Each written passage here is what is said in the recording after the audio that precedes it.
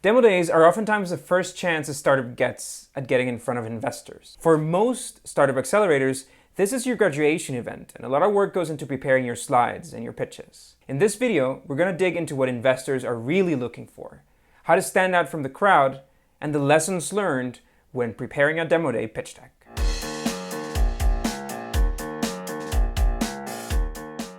A demo day pitch deck is not too different from, let's call it a regular pitch deck. It's a 10 to 15 slide introduction to your company that should paint a good picture of what you do and why you're gonna get rich doing it. The core difference is regular pitch decks get sent over email. This time you're getting on stage, and it's your responsibility to carry the audience through the deck, to sell your company vision. This is, in order, the slides that a pitch deck should have: a cover, a problem, a solution, a product demo, a market size, a business model, competition, underlying magic, your go-to-market slide, a team slide, a traction or milestone slide, and a fundraising information slide. And this is how you should rearrange those slides for a demo day pitch. You have your cover, your traction or milestone slides come second, then your problem, solution, product demo, business model, market size, competition, underlying magic, go-to-market, and finally your team slide. Your fundraising information slide is often missing from demo day pitch decks because of certain regulations. It's not always okay to share your fundraising information and how much you're raising publicly.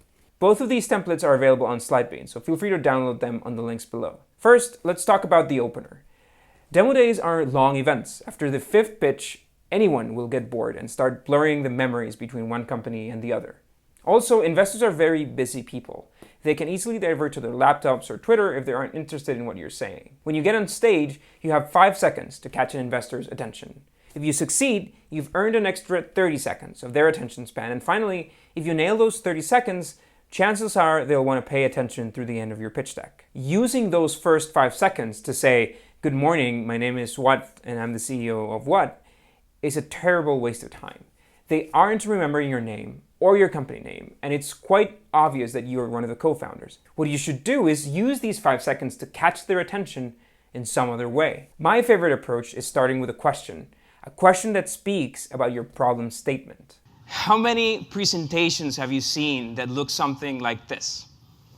We all have to endure stuff like this, and 30 million PowerPoint presentations are delivered every single day. When we pitched in 500 startups, I started with, how much time do you waste creating slide presentations? We crafted this question after weeks of trial and error, but it meets all the requirements. When you get asked a question, you inevitably answer it in your head. So this is a way to catch their attention. We're talking about a struggle that we know for a fact that every one of them has. So it's not a condescending question. It hints about our product, the problem we're trying to solve, and the dimensions of the problem. And finally, it creates empathy. It relates them to the problem we're solving.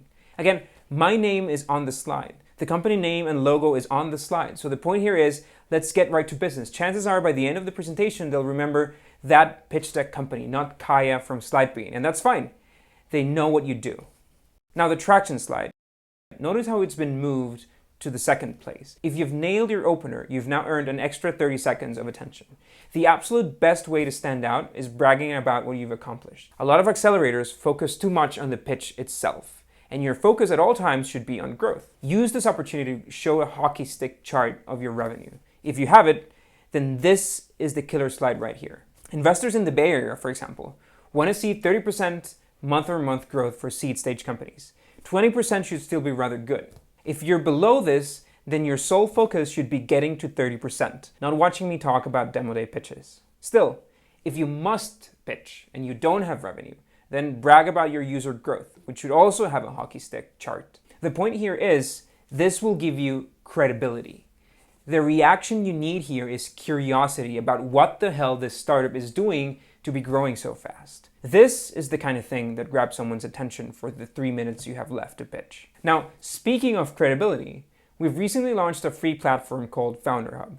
It's a resource that we developed to help founders solve all the non-sexy startup tasks, such as incorporating or human resources or payroll. We built everything into a single manageable interface. It's been built out with recommendations of all the services that successful startups need to have to scale quickly. Now your pitch deck turns into a more traditional deck. We have a full video explaining how to solve each one of these slides, so check that on the link below. The difference here is that you'll want to keep this short because you need to deliver it in 3 minutes or less. So some basic tips for your slides. The slides are a guide for you to keep the story straight. There's no need to transcribe what you're going to say. You could very well do with an image and a large number rather than a whole paragraph on the slide. Remember, people can either read or listen, but they can rarely do both at the same time. Whatever you write on the slide, it pulls attention away from what you're saying. Use big, bold fonts and bold colors. Your branding should be visible on every single slide, and people are quite good at remembering color palettes. Practice a lot. Practice with a chronometer and make sure that you nail your time limit on every single attempt. Also, don't memorize your script. I've seen people write a script and spit it out on stage, and trust me, people can tell. If you're the CEO, you need to be able to deliver this stuff effortlessly, or at least pretend like it's effortless for you. Also, if you practice long enough, you'll eventually memorize the story anyway. Now, there's another important point that we must discuss regarding demo days, and that's the fact that no company gets funded on demo day.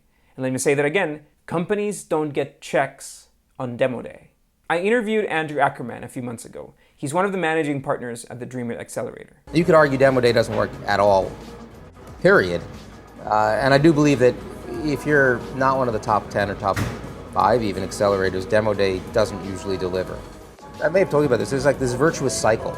Right? The best founders go to the best accelerators because that's where the most active investors are. The most active investors only count the best accelerators as a signal because that's where they know the best startups are. So are demo days useless?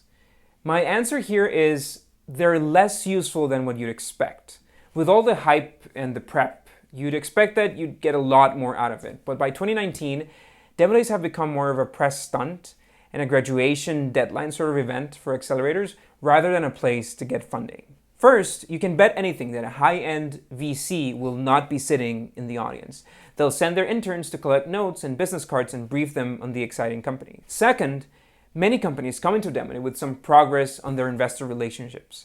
If a company is truly ready to raise funding, it has probably been getting intros and doing meetings for weeks or even months leading up to demo day. Demo day itself could be useful to meet a couple more investors or to close the last few $1,000s of an already committed round. One valuable point is that starter press is often present on demo days, so this is an excellent opportunity to shine to them, meet some reporters, and get some exposure. If you do get interested investors coming to your booth or asking for your business card, by all means take those meetings, but know beforehand that they will be the first of many and that you'll need to reach out to a lot more investors if you want to close that round. We have another video on the reality of startup fundraising these days, so go and check that out, again, on the links below.